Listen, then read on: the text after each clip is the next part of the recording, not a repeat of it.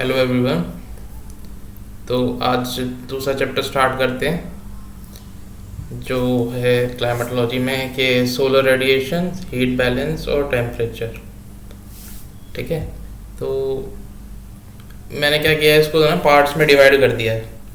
तो हम पहले ना सोलर रेडिएशन वाला थोड़ा पोर्शन देखेंगे, फिर उसके बाद हीट बैलेंस या हीट बजट जिसे बोलते हैं वो, और फिर टेम्परेचर वाला। मेजर तो आप है ना सोलर रेडिएशन वाला ही है पोर्शन जो है इस चैप्टर में, और है ना इससे आपको कई क्वेश्चन सॉल्व करने में भी हेल्प मिलेगी।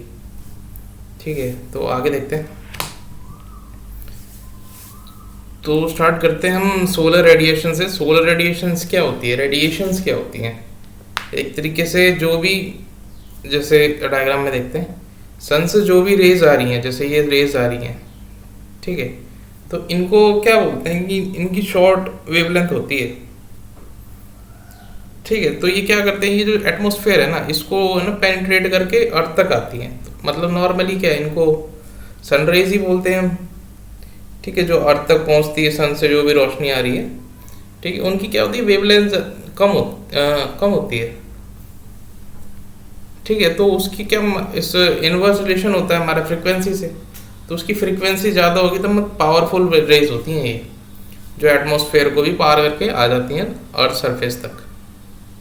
ठीक है, तो इनको हम क्या बोलते हैं, जो भी एनर्जी आती है mostly in the form of क्या, शॉर्ट वेवलेंथ होती है, जिसे बोलते हैं इनकमिंग सोलर रेडिएशंस। ठीक है, इसे हम इंसोलेशन भी बोलते हैं, राइट। तो जैसे अब क्या है कि अर्थ पे जो भी एनर्जी आती है या फिर सन रेज आती हैं, तो वो कुछ उसके अंदर पार्टिकल्स होते हैं। ठीक है, तो एनर्जी कैरी करते हैं। तो वो एनर्जी कितनी आती है कि एक अप्रॉक्सीमेट वैल्यू है ऑन एन एवरेज क्या होती है, 1.94 कैलोरी पर सेंटीमीटर स्क्वायर पर मिनट। ठीक है, तो एटमॉस्फेयर के टॉप पे होती है। ठीक है, और ये वेरी करती रहती है डिस्टेंस, मतलब अर्थ के और सन के डिस्टेंस के बीच में। ठीक है, जैसे जैसे एपीहीलियन, पेरिहीलियन जो भी ये होते हैं, अभी मैं आगे दिखाऊंगा आपको। ठीक है, तो वो मेजर उससे थोड़ा डिफरेंस होता रहता है कि सन कब पास है कब दूर है। जैसे सबसे पास कब होता है, वो क्या होता है, 3 जनवरी, जिसे हम पेरिहीलियन भी बोलते हैं। और फारेस्ट कब होता है, वो 4 जुलाई को। ठीक है, तो देखते हैं अब आगे, जैसे डायग्राम में दिखाता हूँ। ठीक है, डायग्राम में ये देखिए, जनवरी में कहाँ है, वो पेरिहीलियन पे है। ठीक है, और जुलाई में एपीहीलियन में। तो आप देखेंगे ना, इनमें ज़्यादा डिफरेंस नहीं होता। ठीक है, थोड़ा बहुत आप देख सकते हैं, थोड़ा बहुत डिफरेंस है, ज़्यादा डिफरेंस नहीं है, राइट। तो इससे है ना, तो ऑन एन एवरेज तो यही रहता है, तो ज़्यादा डिफरेंसेस नहीं होते। ठीक है, डेली जो भी इफेक्ट होगा उसके वेदर पे, उस पर ज़्यादा डिफरेंस नहीं होता है। वो अदर फैक्टर जो होते हैं वो उसको कंपनसेट कर जाते हैं।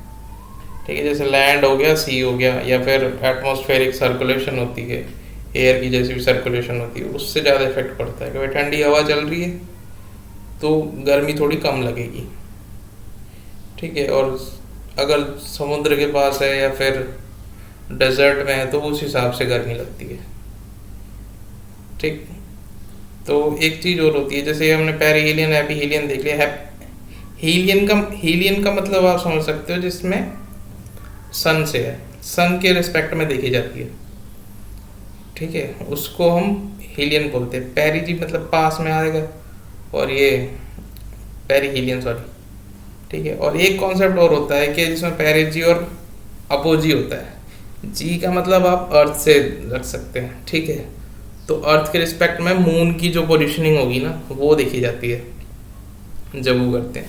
और इनको कंबाइन करेंगे ना, तो फिर वो जैसे पेरिजी और अपोजी और ये पेरिहीलियन एपीहीलियन को कंबाइन करेंगे ना, तो कई कई सारे फिनोमेना होते हैं, जैसे सुपर ब्लड मून और ये ब्लड मून, ये सब जो होंगे वो आगे देखेंगे।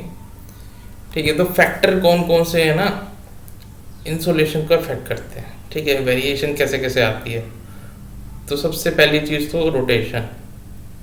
ठीक है, तो जैसे इसमें ही देख लेते हैं, जैसे इस वाले अब देखोगे ना, इसकी अगर ये रोटेट हो रहा है तो एक साइड होगा जो, या फिर उससे ऊपर वाले में देखते हैं, जैसे इस इधर देखिए, ठीक है, अगर मान लीजिए रोटेट हो रहा है तो इस साइड इसके क्या है, सनलाइट आ रही है, और बैक साइड क्या है इसकी, थोड़ा डार्क है, तो इससे रोटेशन भी इफेक्ट करती है। एंगल ऑफ इंक्लिनेशन, ठीक है, कितने एंगल पे है, जैसे 23.5 डिग्री पे है, ठीक है, और लेंथ ऑफ द डे, कि भाई अगर दिन ज़्यादा है या फिर कम है, उस पर भी डिपेंड करता है, ठीक है। कई कई जगह होता है ना कि दिन लंबे होते हैं, वो पोजीशन ऑफ सन की वजह से ही होते हैं, ठीक है। और क्या है कि ट्रांसपेरेंसी ऑफ एटमॉस्फेयर, अब मान लो कि थोड़ा धुंधला हो रखा है या फिर बादल छाए हुए हैं तो इंसोलेशन कम आएगी ना, ठीक है। और ये लैंड का भी डिफरेंस होता है कि कहाँ पे क्या, मतलब कितने ज़्यादा है और वैसे, ठीक है। तो इन दोनों का है ना, जो लास्ट के 2 पॉइंट्स हैं इनका ज़्यादा इन्फ्लुएंस नहीं होता, ये स्टार्टिंग के 3 पॉइंट्स हैं इन्हीं का ज़्यादा इन्फ्लुएंस रहता है, ठीक है। अब देखो, अब मैं आगे आगे दिखाता हूँ कि जैसे 66.5 के एंगल पे होता है जो समर सॉलिस्टिस कहते हैं जिसे हम, ठीक है, वो कैसे कैसे चेंज करता है, स्लांट रे होती है या फिर जो वर्टिकल बिल्कुल रेज आती है। अब देखो, जो वर्टिकल रेज होती है ना, उस बिल्कुल सीधी जो सनरेज पड़ रही है उसकी एनर्जी होती है ज़्यादा, ठीक है। तो सीधा पड़ेगी तो एक कंसंट्रेटेड एक ही पॉइंट पर ज़्यादा सनलाइट आ रही है तो वहाँ से हो जाते हैं गर्म, ठीक है। तो इंसोलेशन ज़्यादा बढ़ती है, तो एंगल ऑफ इंक्लिनेशन पे ऐसे डिपेंड करता है। और स्लांटिंग होगी तो क्या होगी, इसकी एनर्जी कम हो जाएगी, एरिया ज़्यादा कवर करेगी वो, ठीक है। अगर वरना मतलब एरिया ज़्यादा कवर करेगी लेकिन एनर्जी कम होगी, तो ऐसे आ सकते हैं जब ज़्यादा एरिया पे सनलाइट आएगी तो उसकी एनर्जी लो होगी, ठीक है। जैसे डिम थोड़ा सा लगता है ना कि मॉर्निंग में हुआ है, कवर तो ज़्यादा कर लेता है लेकिन क्या बोलते हैं, एनर्जी कम होती है। और बिल्कुल जब 12 बजे बिल्कुल सब बिल्कुल 12-1 बजे तक सन एकदम ओवरहेड होता है तो उसकी एनर्जी ज़्यादा होती है, ठीक है, गर्मी ज़्यादा लगती है। ऐसे ही होता है, जैसे ये देखते हैं, ठीक है। और यही है कि जो स्लांटिंग होती है वो है ना एटमॉस्फेयर के ज़्यादा डेप्थ तक, मतलब दूर तक ट्रैवल करती है ना, वो एरिया ज़्यादा कवर करी तो दूर तक करेगी, तो उसमें कई सारे फिनोमिना होते हैं, जैसे स्कैटरिंग होती है, डिफ्यूजन भी होता है, एब्जॉर्प्शन भी ज़्यादा होती है उसकी, ठीक है। और जो एटमॉस्फेयर होता है ना, वो शॉर्ट वेव सोलर रेडिएशन होता है ना, उसके लिए ट्रांसपेरेंट होता है। क्यों होता है कि उसमें एनर्जी ज़्यादा होती है, फ्रिक्वेंसी ज़्यादा, एनर्जी ज़्यादा, सिंपल सा मीनिंग, ठीक है। और जो मतलब रिफ्लेक्ट बैक करके आएगी ना उससे, उसकी हो जाती है वेवलेंथ ज़्यादा, एनर्जी हो जाती है कम, तो वो एब्जॉर्ब हो जाती है कई सारी, जैसे ग्रीन हाउस रेडिएशन वगैरह जो होती है, वो गैसेस वगैरह वो उसको एब्जॉर्ब कर लेती हैं, तो इंफ्रारेड रेडिएशन को एब्जॉर्ब कर लेती हैं वो, ठीक है। एक फिनोमेना और क्या हो गया, सस्पेंडेड पार्टिकल्स होते हैं जो भी ट्रोपोस्फेयर में, वो इन लाइट्स के थ्रू रिफ्लेक्ट कर देते हैं, स्कैटरिंग होती है, अलग अलग कलर दिखते हैं, स्काई का कलर ब्लू और ये सब, ठीक है। एक ये भी फिनोमेना देखो कि है ना, 6 महीने दिन रहता है एक जगह और 6 महीने रात, ठीक है। इसको समर सॉलिस्टिस और विंटर सॉलिस्टिस बोलते हैं, ठीक है। जैसे समर सॉलिस्टिस का एग्जांपल देख लेते हैं और इसका जस्ट उल्टा हो जाता है, ठीक है। वो 21 जून को जो बोलते हैं ना, सबसे लंबा दिन और सबसे लंबी रात और ये होती है, तो वो क्या होता है कि जैसे सन की रेडिएशन आ रही है, मतलब सोलर रेज आ रही है यहाँ तक, तो उसका वो जैसे भी स्लांट करती जाएंगी वो कहाँ तक जाएंगी, जैसे मैं पैनल चलाता हूँ तो वो यहाँ तक आ जाएंगी, जैसे यहाँ से लेकर यहाँ तक आएंगी पूरी, ठीक है। और ये आ रही है पूरी यहाँ से यहाँ तक, राइट। तो इस एरिया पे कब तक रहेगा, जैसे मान लो सन की पोजीशन यहाँ है, अभी वो ट्रॉपिक ऑफ कैंसर पे है, ये मान लो, ठीक है, वो ट्रॉपिक ऑफ कैंसर पे है, ठीक। तो इसकी है ना सबसे ज़्यादा कहाँ तक कवरेज करेगी, यहाँ तक करेगी, तो ये 66.5 डिग्री नॉर्थ तक है ना कवरेज करती है। तो ये यहाँ पे क्या, नॉर्थ पोल पे क्या होगा, हमेशा 6 महीने तक दिन ही रहेंगे, ठीक है। और जैसे यहाँ से यहाँ तक आएगी तो ये कवर कहाँ तक कर पाएगी, ये लास्ट पॉइंट यहाँ तक है, और जो ये पोर्शन हुआ यहाँ पे तो रात ही रहेगी, एक 6 महीने तक तो इसको यहाँ से आने में यहाँ तक कैप्रिकॉन तक तो 6 महीने लगेंगे, 3 महीने यहाँ पे और 3 महीने यहाँ पे। ठीक है, तो 6 महीने तक तो वहाँ पे रात ही रहेगी। उसके बाद उसके पहली किरण आएगी जो यहाँ पे, जब इस साउथ पोल पे आएगी तो लाइट आएगी। ठीक है, तो ऐसे तो यहाँ पे क्या हो गया, 6 महीने के लिए दिन और यहाँ 6 महीने के लिए रात। तो ये होता है। ठीक है, ये पोजीशन जब चेंज होती रहती है ना अर्थ, तब होता है। ठीक है, सन से तो हमने देखा था ना अभी, angle of inclination of sunrise हो गया। ठीक है, डे कितना भी लंबा होगा, कितना वो उस पर डिपेंड करता है। ठीक है, जैसे अब आगे देखें, अब ये है इक्विनॉक्सिस भी देख लेते हैं। इक्विनॉक्सिस क्या होता है, जब इक्वेटर पे होता है सन, ये पोजीशन चेंज होती रहती है ना, सन तो वही है, ये अर्थ रिवॉल्यूशन करती है, तो यहाँ पे चेंज होगा। जैसे समर सॉलिस्टिस का देखा था अभी मैंने, तो उसका क्या है, sun is overhead at the tropic of cancer पे था। ठीक है, फिर वो आगे ट्रैवल होता रहता है, आगे आएगा नीचे तक, तो ये ऑटम पे आ जाएगा। तब वो कहाँ आ जाएगा, जैसे यहाँ जनवरी में था। ठीक है, अब यहाँ पे जनवरी में आ जाएगा ये, सॉरी यहाँ पे आएगा ये सितंबर में। ठीक है, यहाँ पे तो जून में था ना हमारा। ठीक है, तो ये सितंबर में आ जाता है, यहाँ पे 3 महीने लेगा। उसके बाद ये इक्विनॉक्सिस इक्वेटर पे आ गया, तो इसको इक्विनॉक्सिस बोल देते हैं। उसके बाद ये विंटर में चला जाएगा दिसंबर में, दिसंबर जनवरी, तो विंटर सॉलिस्टिस जब ये कैप्रिकॉन पे होता है।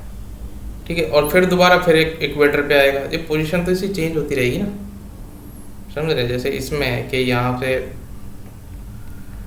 पहले वो कैंसर पे था, फिर वो नीचे आया इक्वेटर पे। ठीक है, फिर वो गया कैप्रिकॉन पे। ठीक है, उसके बाद वो वापस जैसे रिवॉल्व हो गया, पीछे पोर्शन आएगा तो वापस इक्वेटर पे जाएगा। ठीक है, उसके बाद फिर वापस कैंसर पे जाएगा। तो ये 6 महीने और 6 महीने पूरे साल वगैरह लग जाता है इसको। ठीक है, ऐसे रोटेशन और रिवोल्यूशन होता है इनमें। ठीक, तो आगे देखते हैं। उसके बाद देखते हैं special distribution of insolation. Special का मतलब आप यहाँ पे जोग्राफिकल डिस्ट्रीब्यूशन देखते हैं कि कहाँ कहाँ पे कैसे कैसे चेंज है। ठीक है, एक चीज़ और बता दो, जिनको नहीं पता होती उनके लिए भी बता देता हूँ। जैसे ये अगर आप ये देखें, अगर ऐसे आपने कई बार देखा होगा मैप में, ठीक है, ऐसे पार्टीशन करा होता है, तो इसको क्या बोलते हैं हम, लॉन्गिट्यूड बोलते हैं। ऐसे याद रख लें, लंबे होते हैं जो लॉन्गिट्यूड है, और ये जो होते हैं क्या बोलते हैं, हॉरिजॉन्टल लाइंस होती हैं जो डिवाइड करती है, इसे बोलते हैं हम लैटिट्यूड। लेटे हुए हैं ऐसे याद रख सकते हैं। ठीक है, तो यहाँ देखते हैं तो क्या होता है कि जो इंसुलेशन है, अब जैसे और ट्रॉपिकल से लेकर पोल्स तक भी वेरी करती है। ठीक है, आपने देखा होगा कि ट्रॉपिक्स पे हमारी क्या होती है, इंसुलेशन ज़्यादा होती है ना, इक्वेटर पे ज़्यादा मिलेगी, पोल्स पे कम होती जाती है। जैसे जो हाई लैटिट्यूड पे जाते हैं, ठीक है, हाई लैटिट्यूड और लो लैटिट्यूड भी ऐसे जाते हैं। ये 0 डिग्री है ना, इसको बोलते हैं लो, और ऊपर जाएंगे ना जैसे 90 डिग्री तक, उसको बोलते हैं हाई।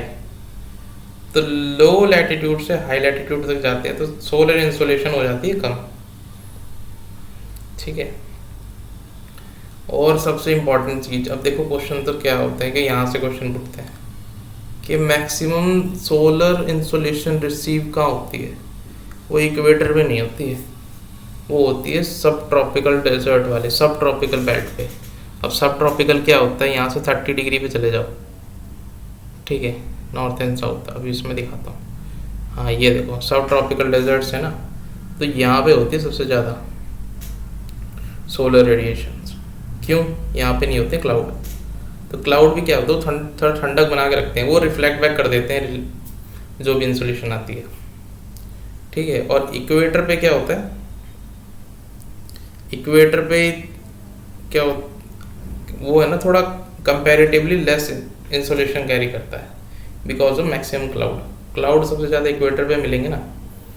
तो इसीलिए देखो यहाँ पे अब रेन फॉरेस्ट मिलते हैं हमारे को ट्रॉपिकल्स पे यहाँ पे, और इससे ऊपर जाएंगे तो यहाँ पे थोड़ा ज़्यादा होता है। ठीक ठीक है, कंपैरेटिवली देखा जाता है। और जनरली अगर सेम लैटिट्यूड की बात करें, मान लो जैसे 30 डिग्री पे ही बात कर लेते हैं, ठीक है, 30 डिग्री पे देख लें, या फिर यहाँ देखते हैं जैसे 0 डिग्री पे देख लो, या 30 पे देख लेते हैं चलो। तो क्या होता है, 30 डिग्री पे हमारे डेजर्ट्स बताएं, अगर मान लो वही ओशन में हो तो वहाँ तो इंसोलेशन कम हो गई, हीटिंग कम होगी, ठीक है। तो यही है कि insolation is more on the continent than the ocean, क्यों हीटिंग जो लैंड मास होते हैं ना उसकी ज़्यादा होती है, जल्दी होती है, सॉलिड हीट जल्दी करता है और लिक्विड की हीटिंग कम होती है, ठीक है, स्पेसिफिक हीट बोलते हैं जैसे, ठीक है। और क्या है, बस यही है मेजर चीज़, तो आपको यही पॉइंट याद रखना है, ठीक है। उसके बाद देखते हैं और ये देख लेते हैं अब हीटिंग और कूलिंग ऑफ एटमॉस्फेयर कैसे होता है, ठीक है। अब देखो हमने ये देख लिया था कि हीटिंग कैसे होती है। हीटिंग तो शॉर्ट वेव से होती है, ठीक है, शॉर्ट वेव टेस्ट जो भी रेडिएशंस आती हैं उसकी वजह से, जो भी सन से क्या बोलते हैं सन रेज आ रही हैं उसकी वजह से होती हैं, ठीक है। अब तो कूलिंग कैसे हो, ये तो हीटिंग की बात होगी, अब कूलिंग कैसे होगी। अब जैसे कोई भी इंसुलेशन आ रही है ना वहाँ से, तो क्या होता है कि ना वो रेडिएट बैक करती है। जैसे मैं एक डायग्राम दिखाता हूँ आपको, ठीक है। तो वो रेडिएट बैक करती है in the form of long wave. जैसे शॉर्ट वेव में आ रही तो वो लॉन्ग वेव में जाएगी, ठीक है। उसकी क्या होती है, वेवलेंथ बढ़ जाती है, फ्रीक्वेंसी हो जाती है कम, ठीक है, एनर्जी भी लो हो जाती है उसकी, ठीक है।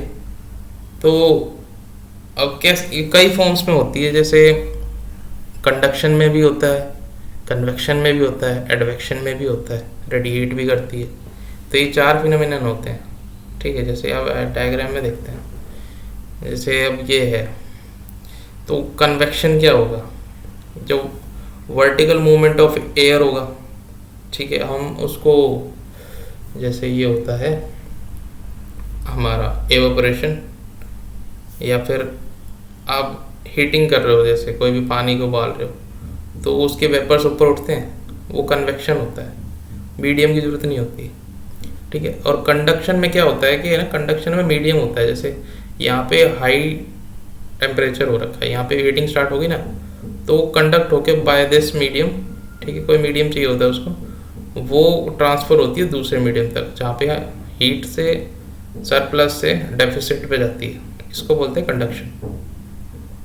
रेडिएशन आपने देखी होगी, जैसे भी कोई फैलती है उसके लिए कोई मीडियम नहीं चाहिए होता है, ठीक है, वैसे भी चलती है। और एडवेक्शन होती है जो उससे बोलते हैं हम कि जो हॉरिजॉन्टल मूवमेंट होता है, ठीक है। आपने फॉग देखी होगी, ठीक, वो कैसे बनती है, वो भी यही एडवेक्शन से थ्रू ही बनती है, राइट। तो जैसे अब इसको देख लेते हैं, जैसे मेजर तो यही है कि जो कंडक्शन होता है ना, एक इम्पॉर्टेंट क्या है इसमें, वो जो लोअर लेयर्स होती हैं उसमें इम्पॉर्टेंट होता है, क्योंकि आप देखो कई चीज़ें ना टच एक दूसरे कांटेक्ट में आती हैं तब हीटअप होती है, राइट। जैसे वार्म वाटर से और कोल्ड वाटर ओशन का, तो वो कांटेक्ट में आए तभी तो ट्रांसफ़र होता है, राइट।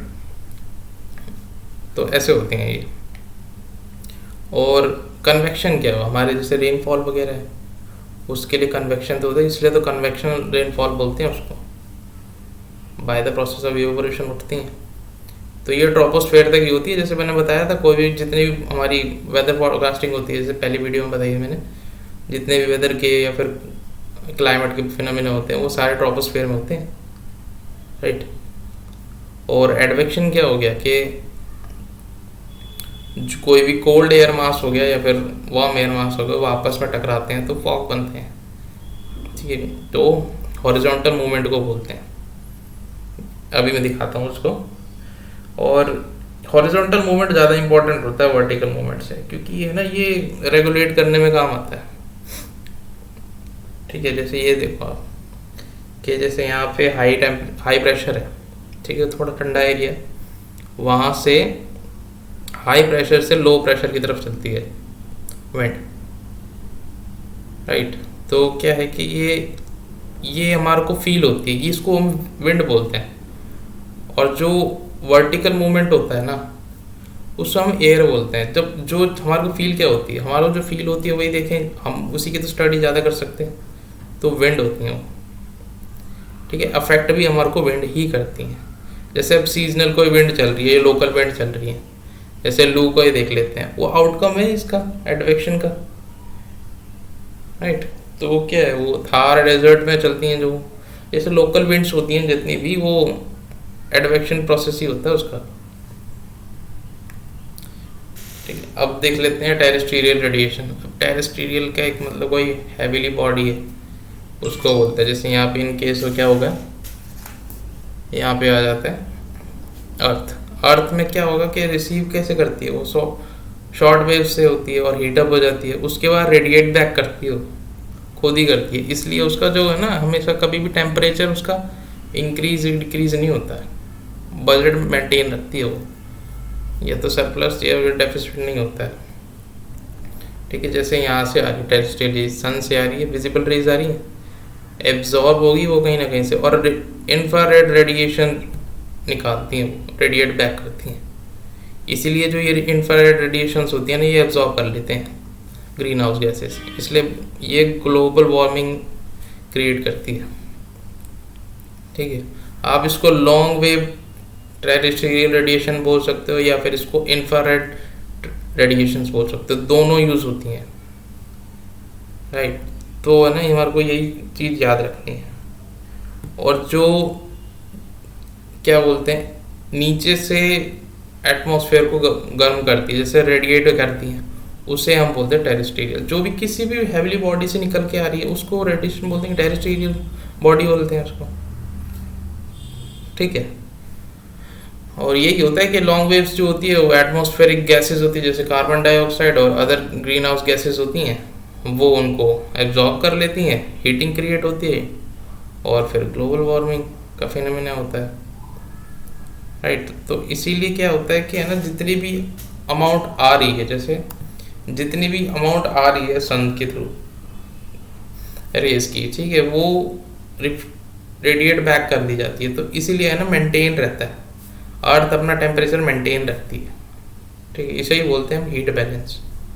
और हीट बजट में और चीज़ें भी होंगी, वो मैं आगे बताऊंगा आपको, ठीक है। तो अगले पार्ट में मैं वही चीज़ कवर करूंगा, हीट बजट क्या है और क्या क्या उसमें क्या क्या फिनोमेना होते हैं, कैसे कौन सा रेडिएट बैक करते हैं, क्या एल्बिडो होता है, तो वो उसमें देखेंगे हम, ठीक है। छोटा सा टॉपिक होगा, तो मैंने सोचा ना पार्ट्स में वीडियो बनाना ज़्यादा ठीक रहेगा, जल्दी जल्दी कवर हो जाती हैं, ठीक है। अगर आपको यूँ दिखता है ना कि 2-2 घंटे की वीडियोज़ है, तो आप को थोड़ा प्रॉब्लम होता है, मतलब एक हैबिचुअल नेचर है हम इनका, वो नहीं करता इतना, तो थोड़ा ईज प्रोवाइड करने के लिए मैंने छोटी वीडियोज़ ही बनाई है, राइट। तो थैंक यू फॉर वॉचिंग,